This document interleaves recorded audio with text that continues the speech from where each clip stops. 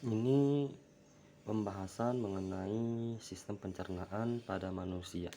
Dari video ada sedikit yang saya ubah supaya kita lebih paham ya soal namanya pencernaan. Di sini kelihatan, di sini pas kita mencoba memakan sesuatu dari mulut menuju rongga kerongkongan, di sini terlihat ada sebuah katup. Saya akan perbesar, ini nama sebuah katup. Nah, di sini akan saya gambarkan. Nah, saya bulatkan ini namanya katup esofagus yang bisa bergerak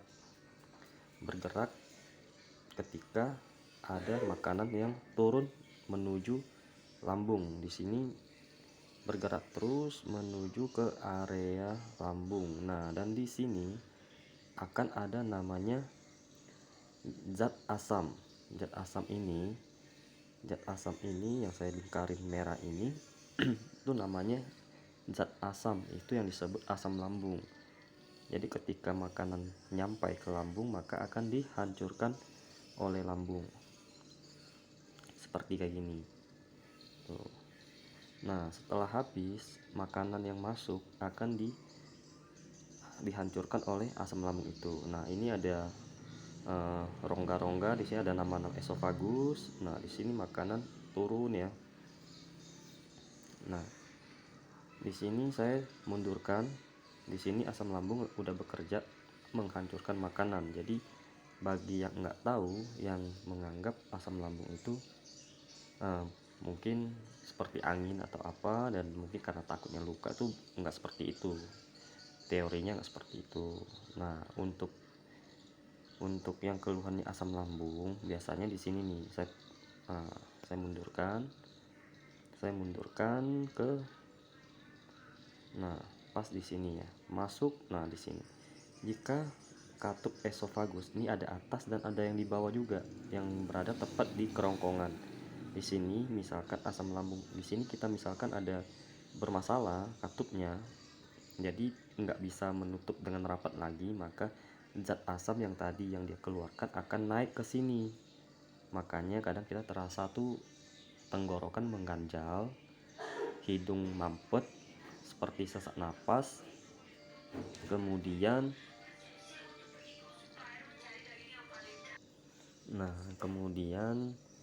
akan merasa tuh banyak lendir tenggorokan atau mengganjal, hidung mampet, berasa seperti kayak orang sesak napas, susah mendapat napas ya, karena zat yang tadi yang untuk menghancurkan makanan, untuk mencerna makanan itu naik di bagian kerongkongan kita.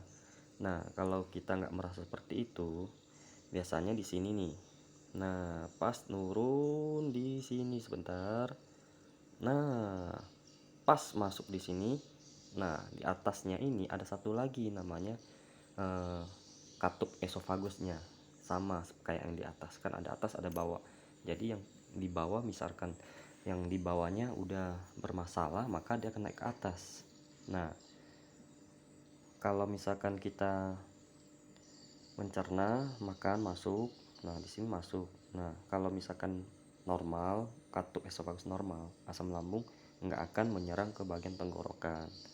Nah, di sini udah proses asam lambung mencerna makanan, lalu dibuang ke sistem ke usus ya, ke usus kecil. Nah, ini cara masuknya di sini kelihatan, bisa dilihat tuh, masuk ke kerongkongan esofagus. Nah, masuk ke lambung. Nah, dihancurkan sama asam lambung. Nah, setelah itu akan dibuang ke usus ya. Usus kecil, ada usus kecil dan usus besar yang dinamakan usus 12 jari, yang akan terakhir masuk ke bagian anus. Ini sini ada liver, hati sama empedu, pankreas, itu semuanya berfungsi. Nah, ini proses pencernaan ada tugasnya masing-masing nih.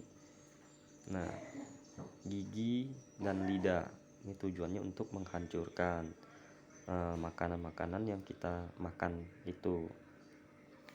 Nah, ketika udah dimakan nanti akan ada namanya proses ya, proses untuk penguraian dari sisa makanan yang kita makan. Kelenjar ludah pada makanan dan fungsinya juga pasti ada untuk sebagai perasa.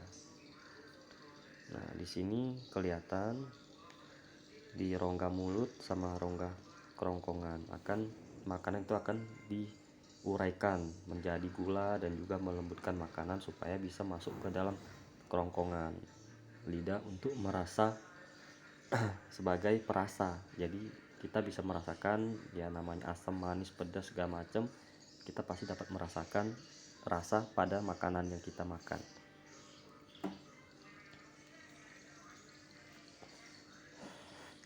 Sesudah hancur lembut, maka dia akan lari ke tenggorokan dan ke lambung. Nah, disitulah masalah pada lambung. Nah, untuk proses kita makan ini, mencerna ini tuh di katupnya terbuka, terus akan tertutup lagi. Jika tidak rapat akan menjadinya asam lambung akan naik. Disitulah penyebabnya, dari katup bawah naik ke atas, maka jadinya sesak napas dan juga sulit nelan, keganjel, banyak lendir kayak gitu.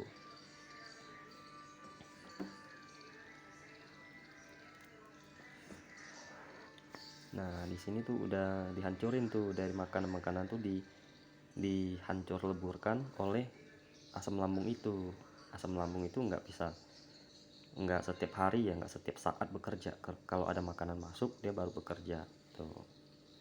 Nah, makanya jangan sampai kita telat makan, karena kalau telat makan atau kekenyangan nanti asam lambungnya akan naik, karena nggak ada lagi makanan yang bisa diserap, bisa dicerna. Akhirnya lambung akan bermasalah, bisa sampai luka, karena bukan kayak teori orang yang pergesekan itu enggak, bukan gesek-gesek, enggak, itu kan cairan asam itu memproses, menghancurkan zat asamnya itu. Nah, di sini akan masuk ke bagian usus-usus tuh, makanan yang udah hancur sama asam lambung dibuang ke usus kecil.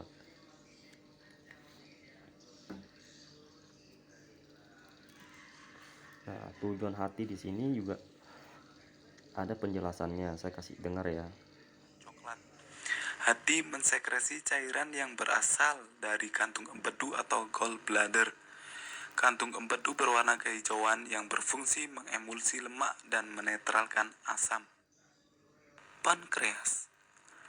Pankreas berbentuk seperti daun dan berwarna keabu-abuan yang terletak di bawah lambung. Pankreas menghasilkan getah pankreas yang terdiri atas air, garam, sodium bikarbonat, dan enzim. Enzim tersebut adalah amilase, lipase, dan tripsinogen yang belum aktif. Amilase berperan mengubah zat tepung menjadi gula, lipase berperan mengubah lemak menjadi asam lemak, sedangkan tripsinogen berubah menjadi tripsin, dan tripsin mengubah protein menjadi peptid dan amino. Makanan yang telah dicerna siap untuk diedarkan oleh darah. Penyerapan sari-sari makanan berada di usus halus. Sari-sari makanan diserap oleh usus penyerapan atau ileum yang dilakukan oleh junjot usus atau villi yang menjadikan permukaan penyerapan menjadi luas. Villi tersusun oleh pembuluh darah, pembuluh limfa. Kita percepat aja biar nggak terlalu lama ya. Nah, di sini akan kita bahaskan ke soal perut yang suka makan, lapar, dan kadang-kadang keroncongan. Masalahnya di sini ini, nanti saya jelaskan di sini. Saya kasih tahu ya, kenapa bisa sampai bunyi kerucut-kerucut gitu, padahal udah makan, terasa tuh banyak angin. Ya di sini ya. Ketika makanan udah kita makan tadi, dia tuh akan diserap menuju ke usus besar.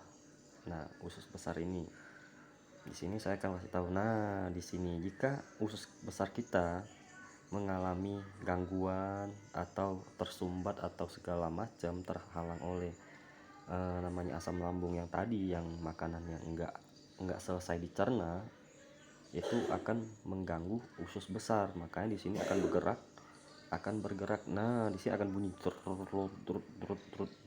drut kayak gitu.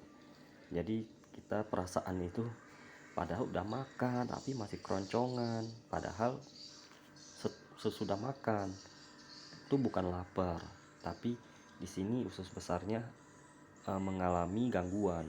Jadi pas proses untuk membuang ke sistem usus besar ke anus sini terganggu. Jadi terganggunya itu ya karena mungkin makanan yang kita makan tadi kurang tercerna ya, kurang dicerna, kurang habis, kurang hancur, jadinya kayaknya mengganggu ke pencernaan. Nah, di usus besar ini kan akan dibuang ke bagian anus. Nah, untuk jadinya kotoran. Makanya di sini tuh orang biasa ngalamin kendalanya tuh, kok habis makan lapar ya, tapi perut masih kembung, masih begah. Ya karena di usus besarnya ada masalah. Nah, seperti itu. Jadi dia tuh seperti angin gitu kan, padahal merasa dia bergerak. Nah, bergerak-gerak ya itu karena dia mau mau ngantar makanan tadi ke anus itu terganggu karena makanan kurang hancur untuk yang bekas cernaannya kurang hancur. Jadi dia tuh kayak apa, kayak ibarat kita kalau membuang sampah ke sebuah selokan, kalau terlalu banyak yang besar-besar kan akan menjadi macet mampet. Nah, otomatis kan agak lambat deh nurunnya, agak lambat, otomatis ya dia akan bergerak menabrak dinding-dinding usus kita itu. Memang tidak sakit, tapi kan terasa tuh kayak ada angin gitu kan, ada yang gerak gitu kan, kadang bunyi ya di situ. Karena memang kan di dalam tubuh kita juga pasti ada angin, namanya angin itu kan pasti ada, kayak karbon dioksida, oksigen kan kita ada.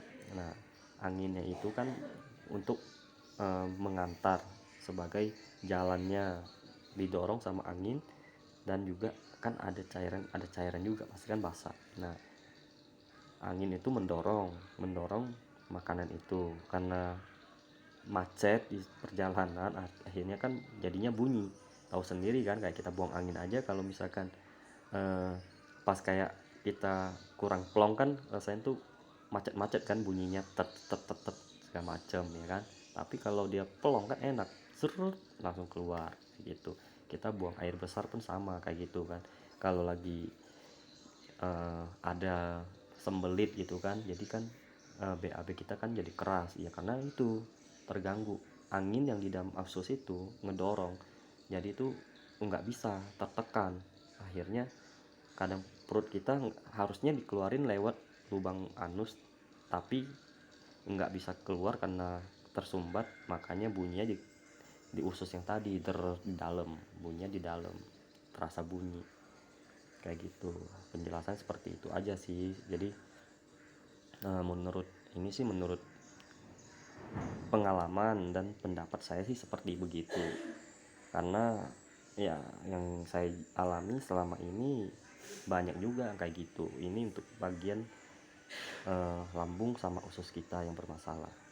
Jadi bukan karena kita banyak makan kok lapar, jadi nggak usah takut. Ini memang ada masalah sedikit di bagian usus besar. Jadi untuk pencegahannya supaya bisa lancar ya kita makan banyak makan yang berserat ya, seperti kayak buah-buahan ya kan, sayur. Jadi biar memperlancar aja ya kan. Jangan terlalu banyak makan daging, goreng-gorengan yang keras-keras, itu kan mengganggu lambung kita untuk mencerna itu kan lebih lambat. Nah, sebaiknya makan yang agak dagingnya agak lembek aja, jadi juga nggak terlalu lemes kan. Kalau nggak makan daging kan lemes juga. Nah, gitu aja sih ya.